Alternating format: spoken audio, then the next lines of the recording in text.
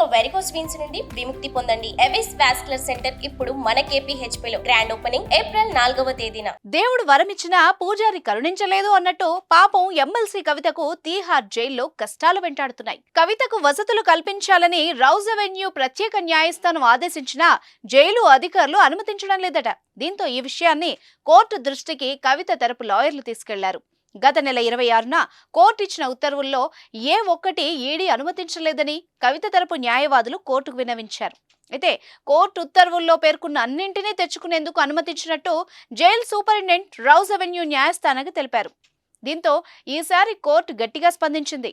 కవితకు సదుపాయాలని కల్పించాలని లిఖిత పూర్వక ఆదేశాలు జారీ చేసింది.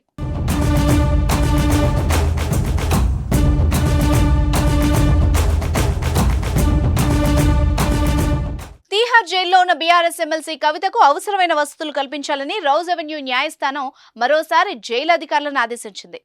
కొన్ని వస్తువుల్ని స్వయంగా సమకూర్చుకునేందుకు అవకాశాన్ని కల్పించింది. జపమాల, పుస్తకాలు, పెన్నులు, ఇతర వస్తువులతో పాటు ధ్యానం చేసుకునేందుకు జపమాల, లేసులు లేని బూట్లు, ప్రతిరోజు పత్రికల్ని అనుమతించాలని సిబిఐ కోర్టు ఆదేశించింది. అలాగే ఇంటి నుంచి ఫుడ్, బెడ్, దుప్పట్లు తెచ్చుకునేందుకు, ఆభరణాలు ధరించేందుకు కూడా అనుమతించాలని న్యాయస్థానం ఆదేశించింది. వీటితో పాటు కుకింగ్ ఆఫ్ బుక్స్, 365 సూడోకు, జయఘోష, Murakami Norwegian food, the RSS road maps for 21st century, Narasimha Shatakam, Gajendra Moksham, the diary of young girl, living in the light and paper club notebooks కూడా అనుమతిస్తూ ప్రత్యేక కోర్టు ఆదేశాలు జారీ చేసింది.